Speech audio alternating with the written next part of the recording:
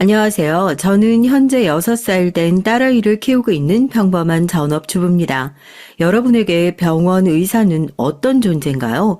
생명을 구해주는 고마운 분들이 계시는 공간이라 생각하는 게 보편적이겠죠. 한 사람의 생명을 구할 수도 또 망쳐버릴 수도 있는 곳. 저에겐 사랑하는 어머니를 떠나보내게 만들고 제 인생을 송두리째 무너뜨린 출발점이기도 하네요. 그 지독한 악연을 이번에 제 손으로 속 시원하게 끊어내게 됐습니다. 저도 이제 진정으로 새 출발이라는 걸 할 수 있을까요? 그럼 제 얘기 한번 시작해 볼게요. 가장 사랑하고 존경했던 분, 저희 엄마 얘기를 안 할 수가 없네요. 아버지가 일찌감치 돌아가시고 전 엄마와 둘이서 생활했습니다. 가진 건 많지 않았지만 절 위해서라면 뭐든지 할 수 있다고 얘기해 주시던 엄마. 제 꿈을 이루는 것을 보는 것이 본인의 유일한 소원이라던 엄만 절 위해 음식점에서 서빙을 하면서 제 학비와 생활비를 충당하셨어요.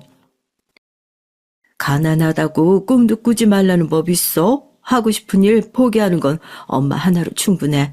우리 딸은 그런 걱정하지 말고 네 꿈 다 펼치면서 그렇게 살아. 알겠지? 내 꿈은 엄마랑 둘이서 이렇게 행복하게 사는 건데? 엄마야말로 내가 호강시켜줄 날 얼마 안 남았으니까 그때까지 건강하게 오래오래 살아야 돼. 알겠지? 평생 제 뒷바라지 하느라 고생만 하신 엄마. 언젠간 어깨에 지고 있는 무거운 짐을 나눠들어야겠다는 생각으로 공부도 살림도 열심히 했었어요. 그러던 어느 날 전 엄마가 쓰러져 병원으로 실려갔고 지금 당장 수술을 해야 한다는 전화를 받게 됐죠. 동네에서 가장 큰 병원이었고 이름난 병원이었어요. 엄마의 병명은 급성 담낭염이었어요. 수술이라고 해서 심각한 거다 생각하실 수도 있지만 사실 담낭염이야. 요즘에 많이들 걸리는 것 중 하나고 다만 어머니의 경우는 이게 급성이다 보니까 수술로 해결해야 되는 것이 더 좋다 싶은 거지. 너무 걱정 안 해도 돼요. 수술하고 나서 3, 4일이면 바로 퇴원하고 일상생활 할 수 있을 정도로 간단한 수술이니까. 난 이런 걸 그냥 시술이다 생각한다니까요. 선생님, 정말이죠? 이거 그렇게 어려운 수술 아닌 거 맞죠? 저희 엄마 수술만 하면 괜찮은 거 맞죠? 감사합니다. 정말 감사해요. 저 엄마 없으면 안 돼요, 선생님. 저희 엄마 좀 잘 부탁드릴게요. 병원에선 분명 엄마의 수술이 말 그대로 수술 같지도 않은 간단한 시술에 가까운 것이다. 이렇게 얘기를 했어요. 제가 그 말을 녹음하지 못했던 것이 너무 억울하다 싶을 정도라니까요. 담당 선생님에게 그런 얘기를 듣고 나니까 계속 긴장해서 걱정하고 있었던 마음이 그제서야 놓이는 것 같더라고요. 간단한 수술이니까 별 탈 없이 나올 거다. 철석같이 믿었었죠. 수술 금방 끝난다니까 저기 식당 내려가서 밥이라도 먹고 있어. 알겠지? 그렇게 엄마가 수술실로 들어가고 전 긴장해서 밥도 먹지 못하고 수술실 앞에 계속해서 앉아 있었죠. 분명히 금방 끝나는 수술이라고 얘기를 했었던 것 같은데 엄마가 들어간 이후로 수술실에 들어온 불은 꺼질 생각을 안 하는 거예요. 분명 엄마보다 나중에 들어갔던 환자들은 하나 둘씩 베드에 실려 나와 처치실로 이동하는데 순간 뭔가 잘못됐다 싶은 느낌이 들었죠. 장미숙 환자요. 혹시 수술 언제 끝나는지 알 수 있을까요? 저희 엄마가 수술실에 들어간 지 한참 됐는데 아직도 안 나와서요. 주치의 선생님 분명 얼마 안 걸린다고 했는데. 왔다 갔다 하는 의사와 간호사를 붙들고 물어봐도 곤란한 표정으로 제 손을 뿌리치고 가는 것이 이상했어요. 당장이라도 저 문을 박차고 수술실 안으로 들어가고 싶었지만 차마 그럴 수도 없고 제발 아무 일도 없길 손이 하얘질 때까지 꾹 쥐고 기도를 하면서 수술실 앞에서 벌벌 떨고 있었죠. 그리고 얼마 지나지 않아 엄마는 수술실 밖으로 나오게 됐습니다. 이게 무슨... 저희 엄마 왜 그래요? 네? 저희 엄마가 왜... 장미숙 환자 11시 36분 수술 중 사망하셨습니다. 죄송합니다. 아니, 수술 같지도 않은 수술이라고 금방 끝난다고 회복도 안 된다고 분명히 그러셨잖아요. 이게 무슨 말도 안 되는 소리냐고요. 우리 엄마가 왜 사망이냐고요. 수술이 끝나고 흰 천에 덮여져 나온 저희 엄마. 진짜로 세상이 무너지고 정신이 나가는 줄 알았어요. 분명히 말짱하게 나올 거라 생각하고 있었는데 이게 무슨 말도 안 되는 소리인가 싶고요. 제가 아무리 울면서 멱살을 잡고 흔들어 봐도 별 수술도 아니다 장담하던 주치의는 얼굴을 굳히고 처치엔 이상이 없었다. 원래 모든 수술은 사망 가능성이 있는 거다 하더라고요. 수술 동의서에 사인하셨잖아요. 희소하긴 하지만 위험이 발생할 가능성이 있다. 충분히 설명 듣고 여기다 사인하신 거 아니에요? 이제 와서 이걸 의료 과실이니 뭐니 걸고 넘어지려고 하면 나도 곤란하지. 이래가지고 수술할 수 있는 의사가 있겠어요? 나이는 어리지 도움받을 친척 어른이 있는 것도 아니지. 결국 국선 변호사를 통해서 의료 과실로 인한 사망 피해를 밝혀내고자 무던히 애를 썼지만 애초에 역부족인 싸움이었어요. 엄마의 수술을 집도한 의사는 비싼 변호사를 고용해서 수술 전 설명이 부족했다는 아주 경미한 피해만 입증됐을 뿐 수술실 안에 있었던 사건들을 은폐했고 결국 법원은 병원과 의사의 손을 들어주게 됐습니다. 그렇게 말도 안 되는 이유로 엄마를 떠나보내게 된 것도 억울해 죽을 것만 같은데 법적으로 문제 삼을 수 있는 일이 아무것도 없다며 뻔뻔하게 법정을 나가 버젓이 이름을 바꾸고 병원을 계속해서 운영하는 가해자의 꼴을 보니 더욱 무력해지더군요. 내가 그때 병원에 조금만 더 일찍 갔었어도 그 병원이 아니라 다른 데로만 옮겼어도 엄마가 그렇게 떠나버릴 일도 없었을 텐데 그게 마지막인 줄 알았으면 잘 가라는 인사라도 할걸. 엄마 미안해. 미안해요. 이 억울함 어떻게든 풀어줄게. 이후 병원으로부터 수술 설명에 대한 부주의가 있었다며 얼마 되지도 않는 위자료를 받아들었을 때 저의 무력감은 곧 분노로 바뀌게 됐습니다. 다 포기하려 했지만 이대로 정말 포기하면 그건 정말로 내가 지는 거다 싶었죠. 세상에 이런 부조리를 그대로 두지 않을 수 있는 방법이 뭐가 있을까? 저런 뻔뻔한 의사놈이 요리조리 법망을 빠져나가지 못하도록 내가 그들을 직접 심판하겠다. 법조인이 되겠다는 일념으로 공부를 시작하게 됐어요. 제가 당시에 공부를 하면서 쓴 샤프심만 몇 박스가 나올 정도고 엉덩이 뼈가 베겨 의자에 오래 못 앉아 있을 정도여서 서서 공부하며 법대에 들어가게 됐습니다. 남들은 법대 다니면서 나중에 인맥 쌓겠다고 335 어울려 다니고 있을 때 전 오로지 실력으로 이 모든 것들을 뒤집어 보겠다면서 대학을 다니고 사법시험을 준비하는 동안 앞만 보고 달렸어요. 엄마의 죽음이 없었더라면 감히 이 길을 성공할 수 있었을까? 어쩔 땐 그런 생각도 들어요. 엄마, 나 합격했어. 이거 보면 엄마가 정말 좋아할 텐데. 엄마가 그랬었지. 가난하다고 꿈도 꾸지 말라는 법 있냐고. 나 엄마 덕에 내 꿈 이뤘어. 다시는 엄마처럼, 나처럼 억울한 사람 안 생기도록 내가 나쁜 놈들 제대로 벌 주면서 지낼게. 하늘에서 꼭 지켜봐줘. 그렇게 전 사법시험, 그것도 검사직에 합격해서 법조인으로서 첫 발을 내딛게 됐어요. 백도 인맥도 없는 사람이 어떻게 첫 술에 배부른 조직 생활을 할 수 있었겠어요. 경험도 부족하고 경험을 같이 쌓자면서 끌어주는 선배님도 없어서 지방의 작은 검찰청에 배치되어 사무관들이나 할 법한 단순한 서류 작업이나 교통사고 처리와 같은 비교적 간단한 사건들을 맡으면서 언제든지 다른 사람으로 대체할 수 있는 일들만 하는 일벌레 소리를 들어가며 살았죠. 하지만 제 생각은 좀 달랐습니다. 아무도 주목하지 않는 사건이라고 하더라도 이 사건을 실제로 겪은 피해자 한 명 한 명에겐 이 사건이 인생에 걸린 문제일 수도 있다는 생각으로 소위 말해 짬 처리를 하기 위해 저에게 밀어놓은 사건들을 모두 꼼꼼하게 처리하며 조금씩 신뢰를 쌓아가게 됐어요. 제가 좀 더 높은 곳에 계시는 분들에게 얼굴을 처음으로 알렸던 것도 그때쯤이었을 거예요. 제가 지금 맡고 있는 소액 사기 사건이에요. 이거 좀 찜찜한 구석이 있어가지고. 너 그런 자잘한 사건에 신경 써서 언제 퇴근할래? 대한민국의 사기 사건이 얼마나 많이 일어나는 줄 알아? 야, 2분에 한 번씩이야, 2분에 한 번씩. 공장처럼 영장 쳐도 모자랄 마당에 뭐 말도 안 되는 사건 들고 찝찝하다느니 어쩌느니. 그럴 시간 있으면 저녁이나 시켜라. 선배 검사의 말이 틀린 건 없었죠. 제가 이제 막 검사로서 발령을 받았을 당시에 정말 깜짝 놀랐거든요. 사기 공화국이라고 말을 해도 이상할 게 없을 정도로 수없이 쏟아지는 사기 사건. 그 중에서도 제가 들고 있었던 건 소액 중에 소액 사건들에 해당했지만 사람의 촉이라는 게 이걸 그냥 제 손에서 떠나보낼 수가 없더라고요. 여긴 분명히 놓치고 있는 무언가가 있다. 그런 생각으로 선배 검사의 만류에도 계속해서 사건을 파냈습니다. 검사로서의 자질이 훌륭했던 건지 아니면 우연찮게 촉이 좋았던 건지 몰라도 제 예감은 사실이었죠. 여러 건의 소액 사기 사건으로 위장하고 있었지만 사실 그 건은 조직적으로 보이스피싱을 하는 조선족 범죄자들이 여럿 연루되어 있는 대규모 범죄였어요.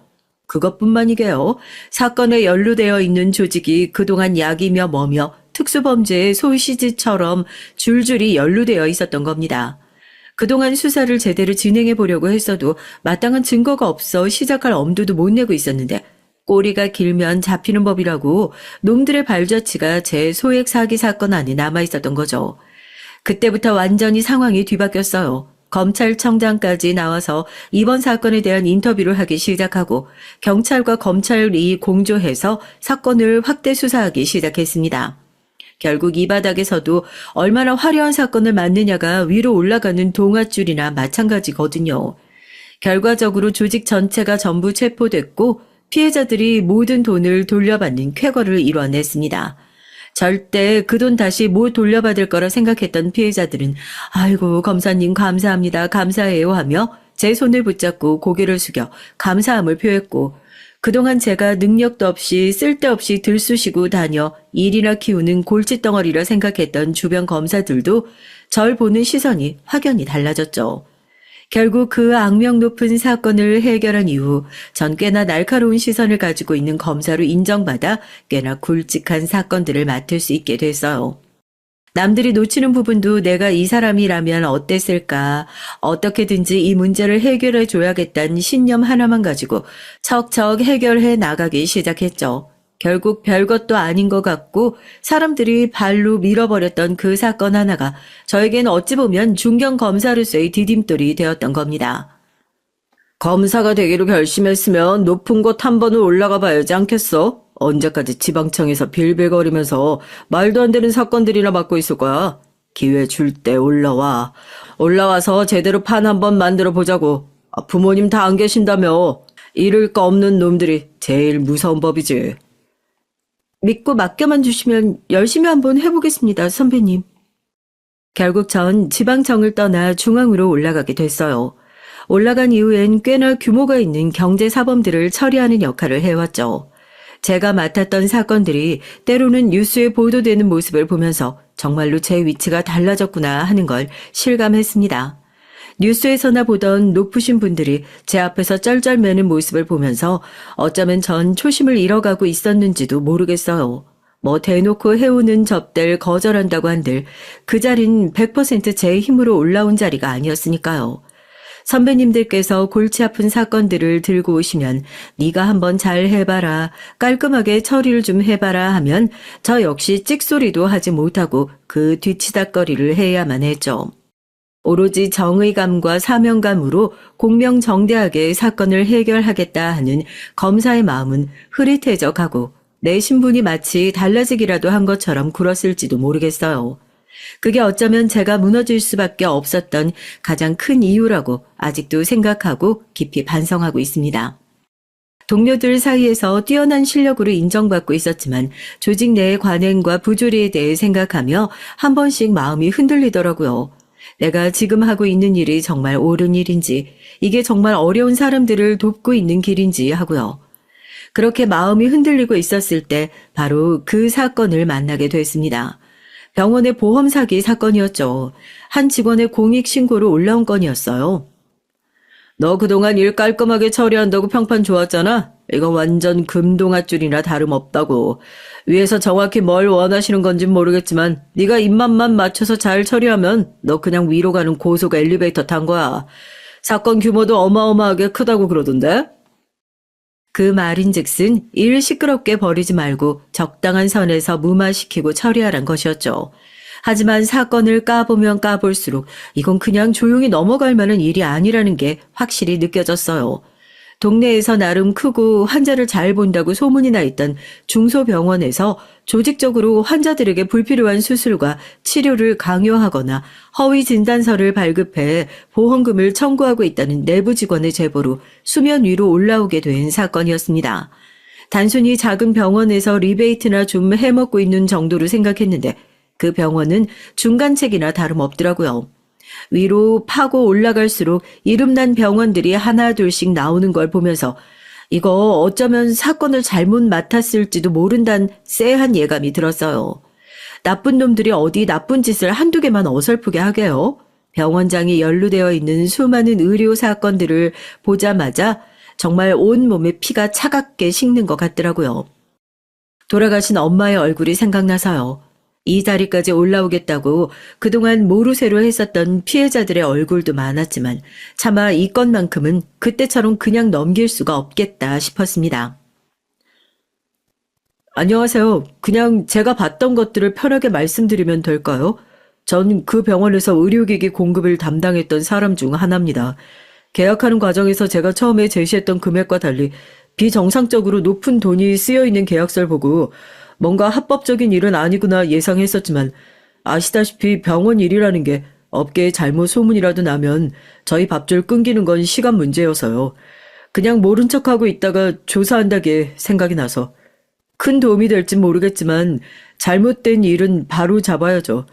제가 드릴 수 있는 자료는 이 정도뿐입니다. 감사해요. 지금으로선 그 계약서가 결정적인 증거가 될 것 같네요. 감사합니다. 정말 아이러니하게도 남편과 처음 만나게 된 계기 역시 그 사건 덕분이었습니다. 남편은 당시 병원의 의료기기를 납품하는 일을 하고 있었고 제가 맡았던 보험 사기 사건의 결정적인 증거를 가지고 있었던 참고인이기도 했어요. 검사님, 꼭 진실을 밝혀주시면 감사하겠습니다. 그 병원에서 피해 입은 분들 중에서 저도 오며 가며 얼굴 뵀던 분들이 참 많아요. 가난한 동네라서 홀로 손주 키우시는 어르신분들도 많았고요. 다른 건 몰라도 애먼 사람이 피해자 되는 꼴은 못 보겠습니다. 걱정하지 마세요. 이 사건 어떻게든 제가 해결할 테니까요. 저만큼이나 남편도 사명감이 넘치는 사람이었어요. 그러니 자기 밥그릇 사라질 생각을 하고서도 결정적인 증거를 제보하겠다며 제 발로 저를 찾아왔겠죠. 참고인 조사랍시고 자주 얼굴을 보면서 지내게 됐고 그것도 정이라고 나름대로 친근한 사이가 되더라고요. 그래도 혹시나 참고인과 가깝게 지내는 모습을 안 좋게 볼 사람이 있을까 싶어 겉으론 절대 내색하지 않았었습니다. 식사 대접을 하겠다는 얘기에도 한 번도 응했던 적이 없고요. 그리고 얼마 지나지 않아서 전 남편에게 받았던 증거를 토대로 초기 수사에 그럴싸한 성과를 내고 있었어요. 하지만 병원이란 곳들이 그렇죠. 가만히 있을 리 없잖아요. 병원 쪽에선 또다시 화려한 변호인단을 앞세워 초반에 제시한 증거들을 싸그리 다 무시하고 내부 직원들을 동원해 허위 증언을 하기도 했습니다. 법원 내부에서도 그러더라고요. 백도 없고 줄도 없는 네가 여기까지 올라왔으면 꽤나 많이 올라온 거라고. 더 이상 이 사건 건들지 말고 손 떼라고요. 아마도 자기 입안에 혀처럼 굴 줄 알았던 어린 여검사가 갑자기 정의감에 불타 어떻게든지 구형을 하겠답시고 달려드는 모습이 높으신 분들이 보기엔 퍽 좋아 보이지 않았나 봅니다. 너 지금 그거 생고생하고 있는 거야. 네가 지금 그렇게 들쑤시고 다니는 게 정말로 피해자 위한 일인 것 같아? 하루라도 빨리 이 사건 덮고 얼마 안 되는 합의금이라도 주머니에 찔러 넣어주는 게 그게 진짜 피해자 위하는 길이라고는 생각 안 해봤어? 넌 왜 그렇게 사람이 이기적이냐? 그럼 억울하게 돌아가신 분들은요? 그 가족분들은요? 억울한 사람 안 생기게 우리가 있는 거 아니에요? 이대로 덮어버리면 그분들은 의료사고 인정도 못 받고 가신 거잖아요. 솔직히 감정과 직업 사이에 딜레마가 왔다는 걸 명백하게 부정하진 못하겠어요. 어쩜 그렇게 시간이 흘렀는데도 사건이 진행되는 방식에서 달라지는 건 이리도 없는지요. 제가 엄마를 병원에서 떠나보냈던 그때 그 모습 그대로더라고요. 분명히 잘못한 사람이 뻔히 보이는데도 눈 가리고 보이지 않는 척을 하고 피해자 주머니엔 얼마 되지 않는 합의금을 대충 찔러 넣어주고 그 합의금을 받아드는 순간 평생 이 돈 받고 가족을 팔아 넘긴 거라는 죄책감에 시달려야 하는 가족의 심정을 누구보다 가장 잘 알기에 물러서지 않았습니다. 하지만 물러서지 않는 제 모습은 또다시 누군가의 심기를 거스르게 됐죠. 단단한 나뭇가지 하나를 부러뜨리기 위해서 온 세상이 나서서 절 괴롭히는 것 같은 느낌을 받는 날들이었어요. 검사님, 과거 땡땡병원에서 어머니가 스스로 사망하신 건으로 이 사건을 편파적으로 보시는 거 아닙니까? 검사가 의료사고 피해자라는 사실이 공정성을 해칠 수 있는 건 아니죠. 개인적으로 의료계에 원한을 가지고 있다는 이유로 편향적인 수사 결과가 나오는 건 아닌지 대답 한 말씀 부탁드립니다, 검사님. 어떻게 제 개인사까지 파고들게 됐는진 모르겠지만 대형 로펌이 하는 일이 그렇게 상대방의 사생활까지 탈탈 털어버리는 전문가들만 모여있는 곳이긴 하죠. 저희 엄마께서 의료사고로 의심되는 사건으로 인해 돌아가셨다는 저의 아픈 과거를 찾아낸 상대방이 언론을 통해 제 개인적인 사건으로 공정성을 잃어버리고 있다는 공격을 시작해왔어요. 제 감정과는 무관한 일이었습니다. 법이 정한 기준에 따라 판단할 뿐이지 제가 아무리 혼자서 떠들어봐도 시간이 조금 지나니 전 그냥 개인적인 악감정을 가지고 선량한 병원과 의료계 전체를 공격하고 있는 사람이 되어 있더라고요. 언론과 로펌의 공세를 어떻게 이겨내 보려고 했었지만 모아둔 증거도 사라지고 있는 마당에 제가 더 이상 할 수 있는 것은 남아있지 않았어요. 사람을 포기하게 만드는 거, 그게 진짜 무서운 일이거든요. 결국 처벌을 받긴 받았습니다. 뱀의 꼴이나 될 법한 사람들이 말이에요. 병원의 주요 인물들을 교묘하게 법망을 피해가게 됐거든요. 사람이 갑자기 높은 곳으로 올라오면 현기증도 나고 판단이 흐려지는 법이거든. 좌천이라 생각하지 말고 지방 내려가서 머리 좀 식히고 다시 초심으로 돌아간다고 생각하고 열심히 원래대로 맡았던 사건 잘 처리하면서 지내봐. 그러면 위에 계신 영감님들께서 다시 불러주시는 날 올 테니까 내 말 무슨 뜻인지 알겠지? 완전히 물먹은 거죠 뭐. 전 사건을 제대로 해결하지도 못했으면서 괜히 M1 의료계를 들쑤시고 다니는 웃기는 검사가 되어 있었고 높으신 그분들이 그려놓은 그림대로 검찰 조직에 대한 불신을 해소하기 위해서 결국 저 하나를 잘라내버리는 방법을 선택하셨습니다. 대형 로펌과 법조계 연주를 통해 사건을 은폐시키고 전 이를 가장 가까운 곳에서 지켜보면서 조직 내부의 부패와 무력함을 절감했어요. 결국 좌천 위기 상황에서 검사직을 스스로 내려놓기로 결심하게 됐고요. 검사님 얘기 들었어요. 끝까지 싸워주셔서 정말 감사합니다. 결과는 좋지 않았을지 몰라도 검사님이 끝까지 싸워주신 그 과정, 정의가 뭔지 다시 써주셔서 감사합니다. 남편과 좋은 감정을 가지고 만나기 시작했던 건 그 이후가 됩니다. 제가 검사직에서 내려왔다는 소식을 들은 남편은 가장 먼저 연락을 해왔고 따뜻한 위로와 지지를 보냈어요. 저도 사람인지라 그동안 죽어라 노력으로 만들어낸 결실을 스스로 때려치우는 게 얼마나 괴로웠겠습니까? 그래도 회사 다니면서 나쁘게 지냈던 직장 동료들도 없는 것 같은데 제가 좌천당하고 관둘 때가 되니까 사람들이 이를 악물고 모른 척하는 게 우습기만 했죠. 결과를 보고 자책하지 않도록 붙들어준 것, 나까지 우스워지지 않게 도와주었던 것은 모두 남편이 있었기에 가능했던 일이었어요. 검사와 참고인이라는 관계에선 마음이 있어도 가깝게 지내지 못했지만 검사직에 내려놓고 나선 저도 마음의 문을 열고 남편을 받아들이게 됐고요. 그리고 그 꾸준한 위로 덕분이었는지 생각보다 더 선한 남편의 심성을 알게 돼서인진 몰라도 저흰 금세 서로의 마음을 확인하고 연인관계로 발전할 수 있었습니다. 그뿐만인가요? 만난 지 1년이 채 못 됐을 때 뱃속에 아이가 있다는 사실을 알게 됐어요. 당황스러워하는 것도 잠시 남편은 바로 결혼을 서둘렀고요. 저도 그 청혼을 거절할 이유가 없었죠. 뱃속에 있는 아이에게 안정적인 환경을 만들어주고 싶은 것도 있었고요. 다만 결혼할 때 남편에게 하나 신신당부해두었던 건 있었습니다. 바로 시댁 식구들한테 검사였던 과거를 숨겨달라는 거였어요. 별거 아니라고 생각할 수 있지만 검사로서의 과거 얘기하면 난 다시 그 사건들을 떠올려야 돼. 그러고 싶지 않고 애 키우면서 정말 평범하게 살고 싶어.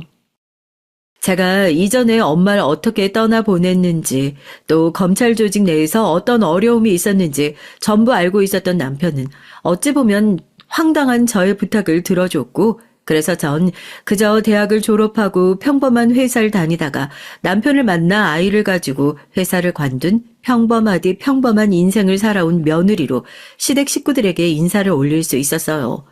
평범한 전업주부의 삶을 시작하면서 옛날과는 완전히 다른 방식으로 아이와 가정을 중심에 두고 살아가게 됐죠. 아이가 하루가 다르게 커가는 모습을 보면서 평화롭고 조용한 전업주부로서의 삶에 만족하게 됐고, 아이가 웃을 때마다 검사 시절 느꼈던 무력감 대신 새로운 충만감을 느끼며 벅찼습니다. 남편도 가정적이고 배려심이 깊은 사람이었기에 늘 떠올리면 외로운 마음이 들었던 가정이라는 말의 의미가 새롭게 쓰여지는 순간이었죠. 모든 것이 평화롭기만 했습니다. 하지만 그 평화에도 결국 금이 가게 되더라고요. 잔잔한 호수 같은 마음에 돌을 던진 건 다름 아닌 동서였습니다. 남편들 닮아 과묵하고 시집 오고 난 이후에 아이 키우면서 제대로 말 한 번 못 해본 것 같은 시동생이 갑자기 곧 결혼할 여자가 생겼다면서 동서를 데리고 시댁에 처음 인사를 오게 됐죠. 저희도 워낙 갑작스럽게 결혼 발표를 했었으니 혹시 결혼을 서두르는 이유가 임신인가 했는데 그건 아니라고 하더라고요. 형수님, 저 결혼할 여자예요. 요즘 병원 일이 워낙 바빠서 시간 내는 게 어렵긴 했는데 그래도 두 분께 정식으로 인사를 드려야 할 것 같아 이렇게 짬 냈어요. 뭐? 의사라고? 어머, 첫째 며느리도 잘 봤다고 사람들이 그렇게 부러워했었는데, 이게 무슨 복이니? 난 아무래도 자식 농사보다 며느리 농사를 더 잘 지은 것 같다. 시동생이 데려온 동선 근처 대학병원에 소속된 전공의라고 하더라고요. 직업을 듣자마자 저도 모르게 표정이 확 굳어져 남편도 연신 제 눈치를 살폈습니다. 이게 무슨 팔자인지 제 입장에선 내 인생을 망친 사람들이 평생 질긴 인연으로 절 쫓아다니는 것만 같았거든요. 동선 예의 바르고 겸손한 태도로 시댁 식구들에게 좋은 인상을 남기려 애썼고 저도 그런 동서를 보면서 최대한 말도 안 되는 편견을 가지지 않고자 노력했어요. 부족한 게 많지만 많이 배워가야죠. 형님한테도 살림 많이 배워야겠고요. 밖에서 큰일 하는 사람이 나한테 살림 배워서 뭐하게. 그런 건 저 같은 전업주부가 잘해야 할 일이고요. 앞으로 잘 지내봐요, 동서. 엄마의 의료사고, 조직생활, 의사라는 단어를 듣자마자 머릿속에 떠오르는 일들은 너무나도 많았고 감정적으로 불편함이 먼저 올라오는 건 당연했지만 시동생이 선택한 사람인 만큼 동서는 여태까지 제가 만나왔던 의사들과는 달리 괜찮은 사람일 거다 믿었어요. 하지만 두 사람이 결혼을 하고 얼마 지나지 않아 보게 된 동서의 행동들은 의사에 대한 저의 편견을 더욱 굳히는 것밖에 되지 않았죠. 차라리 여기 사연 올라오는 사람들처럼 무식하게 대놓고 괴롭히기라도 하면 속 시원히 들이받고 대판 싸우기라도 할 텐데요. 어쩜 그렇게 야가 빠지고 교묘한지요. 시댁 식구들 앞에선 친절하고 공손한 태도를 보였던 동서가 저랑 단 둘이 남게 되면 미묘하게 무례한 태도로 변하는 것 같은 게 저도 처음엔 믿기지가 않았다니까요. 동서가 날 하찮게 보고 있는 게 아닌가 의심했던 일들이 몇 가지 있었는데 한번 얘기할 테니 객관적으로 제가 꼬아서 생각하는 건지 듣고 판단 좀 해주세요. 두 사람이 결혼한 지 얼마 되지 않아 저희 집도 이사를 가게 됐거든요. 시댁 식구들에게 얘기를 하지 못했지만 저도 검사 생활을 하면서 벌어둔 돈이 꽤 있었고 아이가 커가면서 학군이나 이런저런 것들을 따져보더라도 좀 더 넓은 집으로 이사를 가는 게 좋겠다 싶어서요. 그래서 꽤나 가격대가 있는 브랜드 아파트로 이사를 가게 됐고 당연히 이사 가자마자 시댁 식구들을 초대했었죠. 동서가 워낙 바쁘다 보니 시부모님께서 다 같이 모이진 못하고 뒤늦게 서방님과 동서를 초대해 집들이를 하게 됐습니다. 솔직히 좀 놀라는 눈치더라고요. 남편 벌이도 있는데 이런 아파트에 어떻게 덜컥 입주하게 됐는지 말이에요. 다 빚이지 뭐. 그래도 애 생각했을 때 좋은 집으로 이사 오는 게 맞는 것 같아서. 괜히 얼마를 주고 샀네 어쩌네 그런 얘기 자랑해봤자 여자들끼리 질투밖에 더하겠냐 싶어 저도 대강 얼버무렸는데 동선 계속 집에 대해서 꼬치꼬치 캐묻는 것 같더라고요.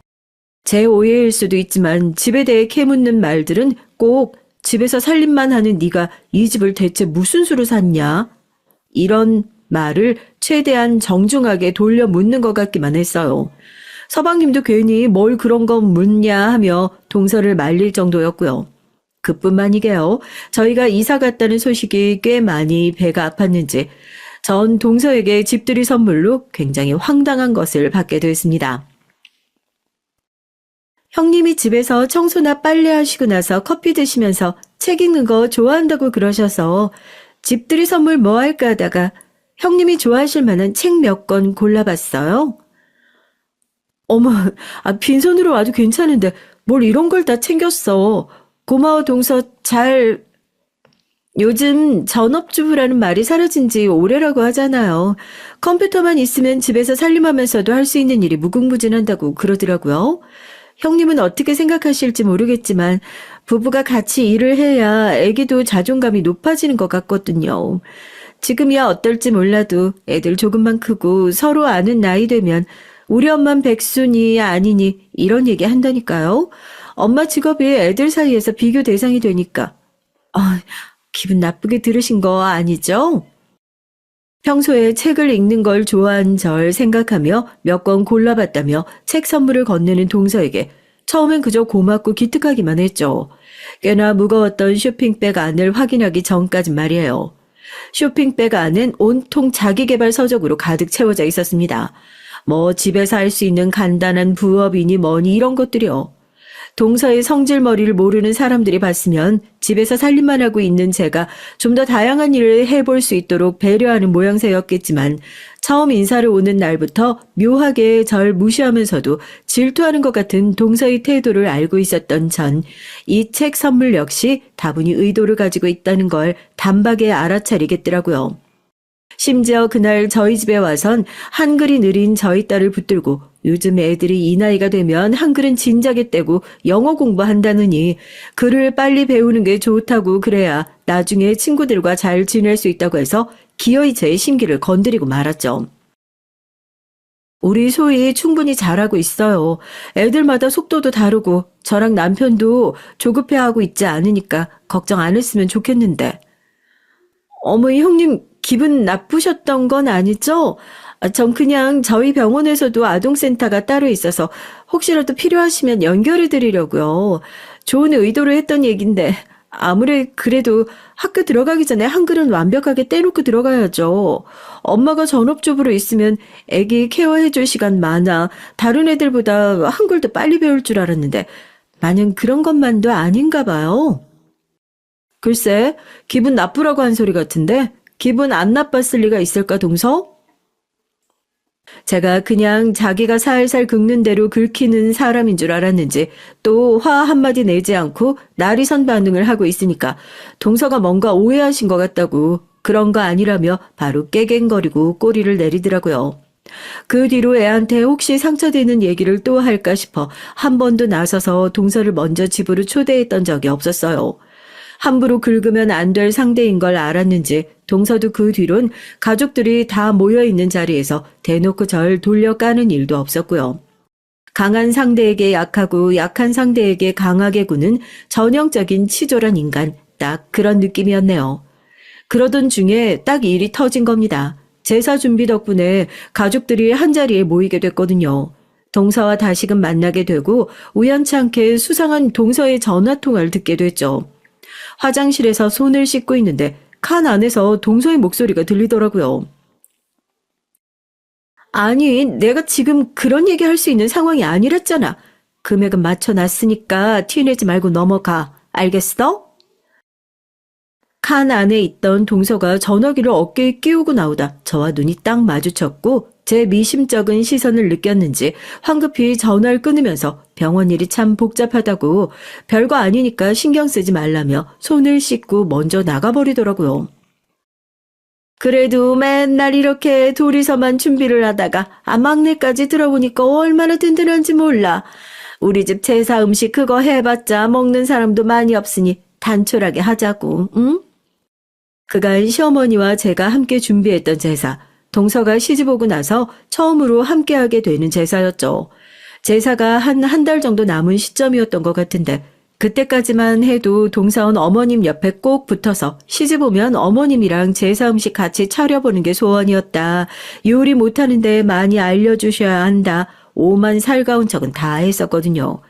그런데 막상 제사 준비를 하는 당일 약속 시간이 다 됐는데도 코빼기도 비추지 않는 동서를 보고 어이가 없더라고요.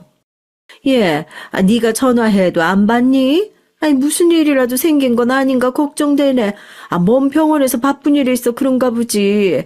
나중에 연락 오지 않겠어? 우선 너랑 나랑 준비하자꾸나. 제가 전화를 몇 통이나 걸어도 전화를 거절하기만 하고 혹시나 해서 시동생에게 물어보니 아까 병원에서 본인이랑 통화를 했었답니다. 못 오면 못 온다고 문자라도 남기지 야속하긴 했지만 어쨌든 제사 준비는 해야 했으니 저와 어머님 둘이서 늘 그랬던 것처럼 음식 준비를 마저 했죠. 그렇게 저녁이 되고 하나 둘씩 가족들이 모여드는데 먼저 도착한 서방님 옆에도 동서는 온데간데 없었어요. 시어머니도 연락 한 통 없이 늦기까지 하는 거냐 불편함을 표하셨고 얼른 전화를 하러 갔다가 온 서방님께서 지금 오고 있으니 우리끼리 먼저 시작하자고 제사가 다 끝나고 밥 차려 먹을 시간이 돼서야 동서가 뒤늦게 시댁에 도착했습니다.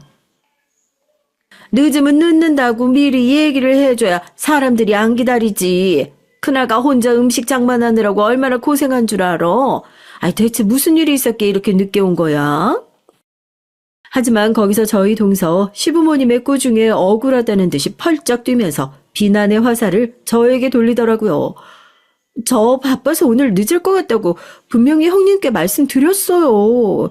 형님, 어머님 아버님께 말씀 안 드린 거예요? 제가 그때 부탁드렸잖아요. 뭐? 넌 그런 일이 있었으면 진작에 말을 전했어야지. 아유, 어머, 나는 그것도 모르고. 뭐?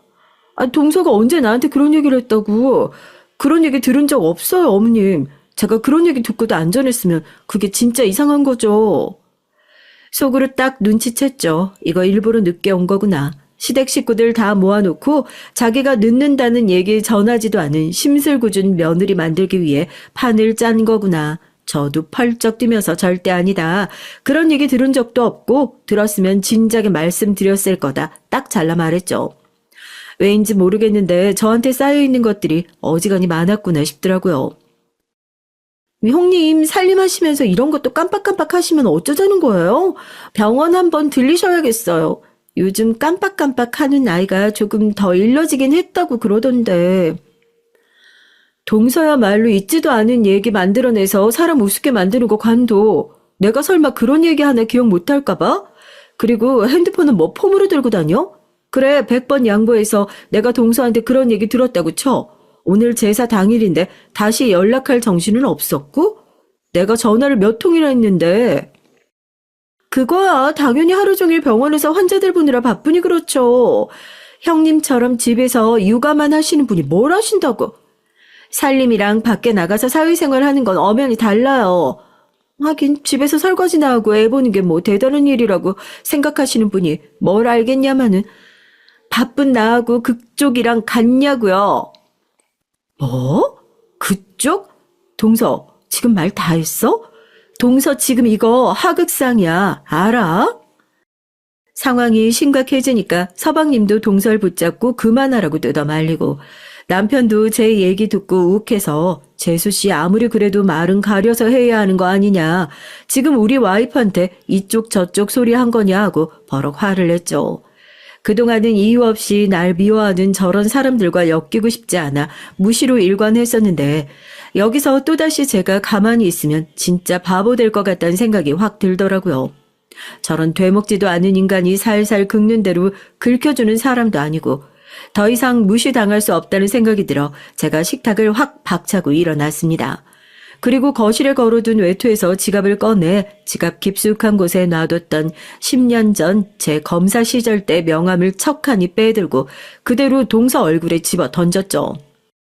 나처럼 집에서 애만 보고 설거지나 하는 사람이 뭘 알겠냐고? 동서, 나도 동서처럼 바쁘게 사회생활 다 해봤던 사람이야. 아니, 동서보다 더 바쁘게 살았던 사람이야. 왜? 의사 정도 되니까 그냥 사람들이 다 하찮아 보이고 내가 깔봐도 되는 것 같고 그래? 사람 봐가면서 건드려야지, 어디 칸이 배 밖으로 나와가지고. 얼굴에 명암 얻어맞은 동서 악 소리를 내면서 손사리를 치는 모습도 참 우스웠는데 바닥에 떨어진 명암 주워들고 그제서야 검찰청 마크가 선명하게 박힌 제 명함과 절 멍청한 표정으로 번갈아 쳐다보는 것이 얼마나 우습던지요. 그냥 집에서 살림만 하는 전업주부라 철석같이 믿고 있었을 텐데 주부는커녕 검사라니 어떻게든지 그 사실을 부정하고 싶었을 겁니다. 형님, 요즘 드라마 많이 보셨나 봐요? 집에서 애나 키우고 있으신 분이 검사는 무슨 검사예요? 네? 형님이 검사면 제 손에 장을 지질게요. 이런 걸로 거짓말 하시는 게 더 큰 병인 건 알고 계시죠? 재수 씨, 말 조심해요. 우리 와이프가 거짓말이라도 했다는 거예요, 지금? 이 사람 진짜로 검사 생활했었던 거 맞아요. 저도 그때 알게 됐던 거고요. 본인이 딱히 밝히고 싶지 않아서 여태까지 저도 옆에서 같이 비밀 지켜주고 있었던 건데 일이 이렇게 된 마당에 굳이 숨길 이유도 없을 것 같네요. 재수 씨, 이 사람한테 제대로 사과해요. 남편까지 합세해서 제 정체를 밝히고 나니 가족들은 다 기겁을 하죠. 그 와중에 딱 한 명, 동서만 제가 과거에 잘 나가던 직업을 가지고 있었다는 걸 인정하기 싫은지 사과 먼저 하라는 남편의 얘기에도 입 꾹 다물고 아무런 말도 없이 절 노려보고 있었고요. 그러면 저 조개같이 다물린 입을 벌리는 건 저의 목 아니겠어요? 간만에 법정으로 다시 돌아간 것 같은 기분이더라고요. 잘못했단 소리 죽어도 안 나오면 입을 벌려서라도 들었던 과거로 돌아간 것만 같았습니다. 그러는 동서야말로 하루 종일 병원에서 환자들 돌보느라 바빠서 연락 못했다고? 글쎄, 정말 병원 일 때문에 바빴던 건 맞고 뉴스까지 나오고 나니까 걸릴 것 같아서 리베이트 건 정리하러 돌아다닌 건 아니고 하긴 그렇게 많이 헤쳐먹으면 제 사고 나발이고 신경 못 쓸 정도로 정신없긴 하겠다. 그치? 상황은 또 한 번 역전됐습니다. 제 얘기를 들은 동서의 얼굴이 마치 백지창처럼 하얗게 질려가지고는 지금 그게 무슨 말씀이시냐고 그런 적 없다고 딱 잡아떼더라고요. 제가 설마 증거도 하나 없이 그랬겠어요? 얼마 전 우연히 듣게 된 동서의 통화가 아무래도 마음에 걸려 10년 만에 연락도 하지 않았던 친구들, 동기들에게 연락을 하고 법조계 인맥들을 총동원해서 동서의 뒷조사를 시작했습니다. 뒷조사를 해본 주변 사람들이 하나같이 입을 모아 저한테 그러더군요. 하여튼 큰 사건 냄새 맡는 건 저를 따라갈 사람이 없다면서요. 아니나 다를까 예상대로 동선 뉴스에 보도되고 있는 리베이트 건을 꾸준히 해오고 있었던 그야말로 거물 같은 사람이었어요. 그 뒤로 대학병원에 들락날락하는 업자들을 터는 건 시간 문제였고 그 사람들 입에서 하나같이 동서의 이름이 나오기 시작하니 혹시라도 자기가 걸릴까 불안했던 동서가 요즘 그렇게 바쁘게 설치고 다니면서 주변 사람들을 정리하고 있다는 얘기를 전해 들었던 거죠. 언제 터뜨릴까 저도 궁리만 하고 있었는데 이런 식으로 제대로 엿먹이게 될 줄 몰랐어요. 형편이 그렇게 좋은 것도 아니고 대학병원 의사 월급이야 뻔히 아는데 대체 무슨 돈이 있어서 좋은 차에 명품백에 그렇게 사치를 부리고 다니나 궁금했었거든. 나 우리 동서가 병원에서 짜잘하게 해먹고 있구나 생각했는데 뉴스에서 수사 중이라는 사건 자기가 주도적으로 진행했을 정도로 강 큰 사람인지는 몰랐잖아. 아직 동서한테 연락 안 갔나 봐. 자기한테 리베이트 돈 갖다 바친 업체들이 이제 2판 4판 가기로 했는지 술술 다 불었는데 검사 눈 매서운 줄 알아야지. 어머님 아버님 아무리 의사 며느리가 좋다고 하더라도 범죄에 연루된 사람이랑 한 집에 사는 거 그거 안 될 일 아니에요? 예, 네가 직접 말해봐라. 이게 정말 다 사실이냐? 그 뉴스 나도 봤다. 그게 정말 네가 한 짓이라는 거야? 빠져나갈 구멍 없이 동서를 몰아세우기 시작하자 동서는 그야말로 혼이 빠져나간 표정, 시댁 식구들도 모두 경악을 금치 못했죠. 의기양양한 표정으로 동서를 빤히 쳐다보고 있으니 동서는 아까의 그 당돌한 태도는 어디 엿바꿔먹었는지 그제서야 제 앞에 털썩 무릎을 꿇고 손이 발이 되도록 빌기 시작했습니다. 손이 발이 되도록 빈다는 소리가 뭔가 했는데 정말 그 앞에 서 있는 제가 하느님이라도 되는 약 싹싹 빌더라고요.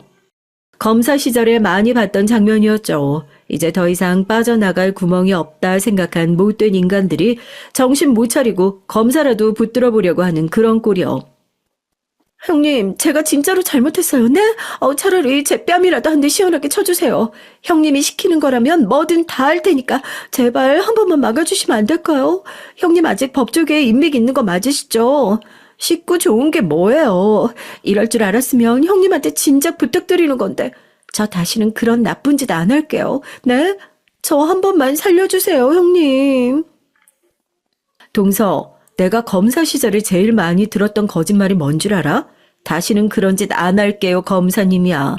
사람이 다 죽게 생겼으면 무슨 거짓말인들 못하겠어?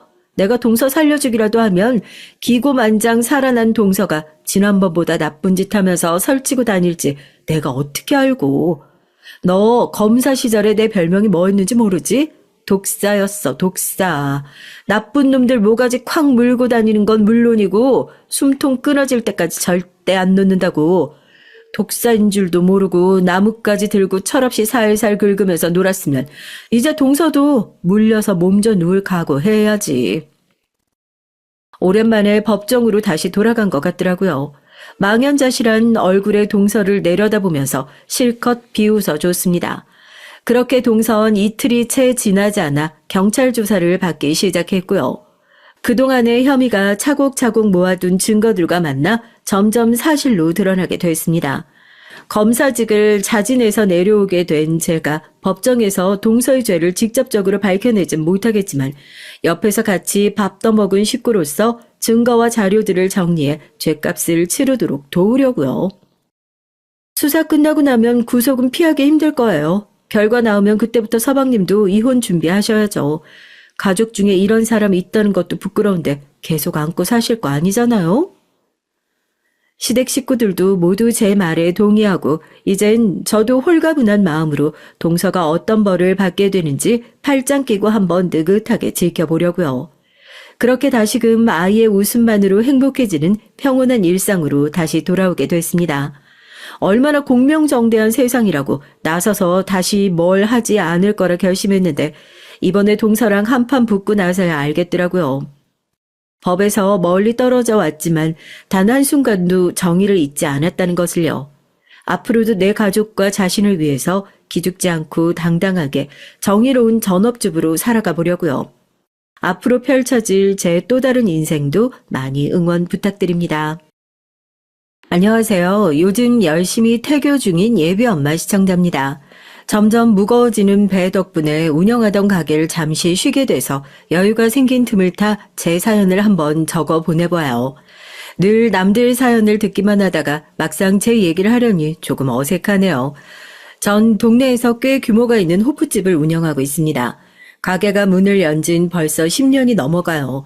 초반엔 작은 크기로 시작했지만 점점 단골이 많아지고 장사가 잘 되어 조금씩 가게를 키워왔던 것이 지금의 규모가 됐어요.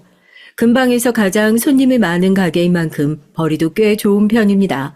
공무원 일을 하는 남편의 수입의 2배를 훌쩍 넘어가는 수준이니까요. 물론 처음부터 이렇게 장사가 잘 됐던 건 아니었습니다. 가게 문을 막 열었을 즈음 하루 종일 손님이 없을 때도 있었어요.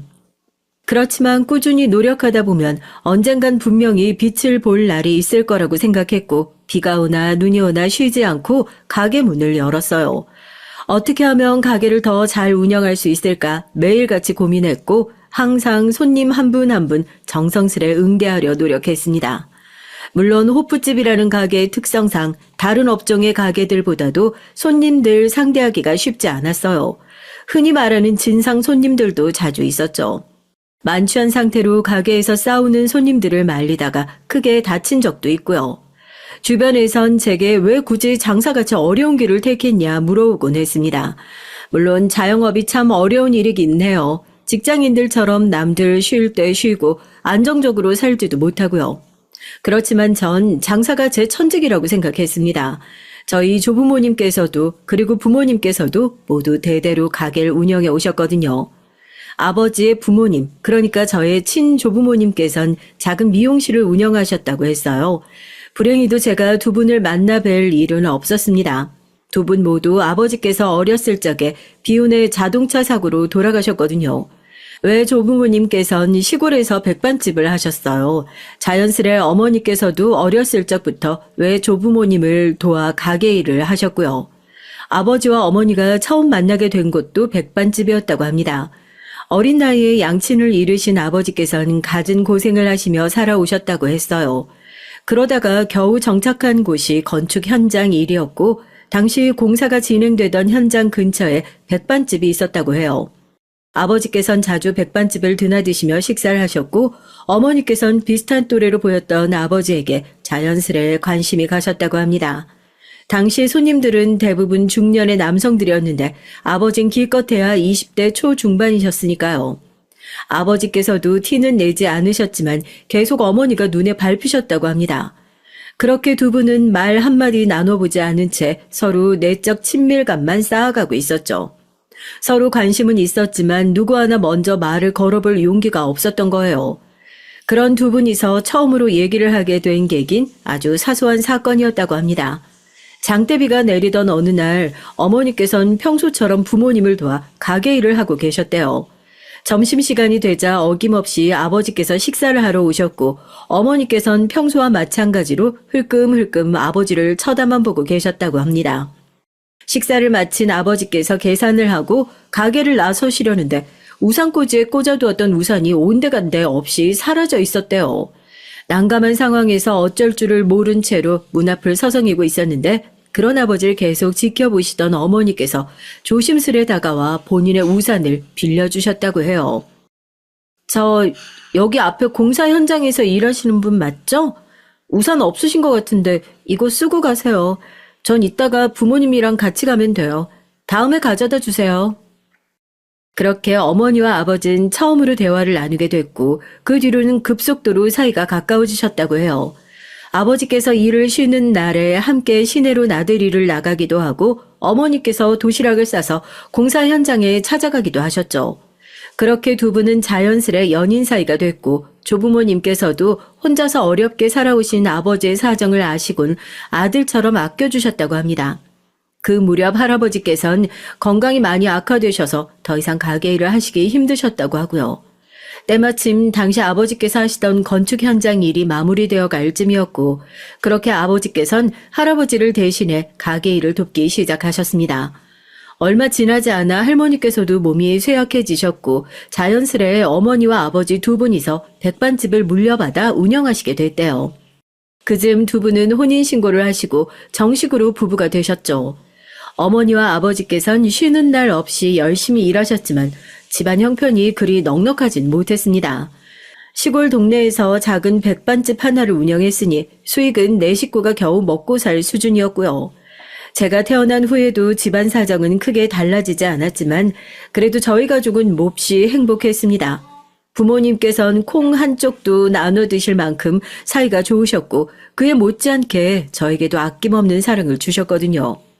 제 유년 시절은 비록 물질적으로 풍요롭지는 않았지만 부모님의 사랑으로 가득 채워졌던 시간들이었어요. 학교가 끝나면 곧장 가게로 달려가 영업이 끝나길 기다렸다가 밤늦게 부모님과 셋이서 도란도란 얘기를 나누며 집에 돌아가곤 했습니다. 전 부모님이 운영하시는 백반집이 너무 좋았어요. 투박하지만 한눈에 들어오는 간판, 세월의 흔적이 느껴지는 의자와 식탁들, 가게 안에 들어서면 나는 밥 냄새와 식기들이 부딪히는 소리. 어렸던 저에게 부모님의 가게는 꼭 저희 가족들만의 아지트같이 느껴졌어요. 조금 더 나이가 들곤 조부모님을 도와 가게 일을 하셨던 어머니처럼 저도 가게 일을 돕기 시작했습니다. 대부분 음식을 나르거나 계산을 하는 정도의 간단한 일이었죠. 부모님의 백반집은 언제나 문전성시를 이룰 정도로 손님이 많은 가게는 아니었지만 공사철이면 공사 현장에서 일하시는 인부들로 가게가 눈코 뜰 새 없이 바빴어요. 새벽같이 일어나 가게로 향하시는 두 분의 모습을 볼 때면 제가 조금이라도 더 도움이 될 방법이 없을까 고민이 많았죠. 저 대학교 안 가려고요. 고등학교 졸업하자마자 취업해서 돈 벌고 싶어요. 그럼 집안 형편도 지금보다 넉넉해질 거고 두 분께서도 조금 더 편하게 가게 운영하실 수 있잖아요. 너 그게 무슨 소리야. 대학을 안 가겠다니. 그런 쓸데없는 말 하지도 마. 나랑 네 아버지가 왜 이렇게 고생하면서 매일같이 가게 문 여는지 알아?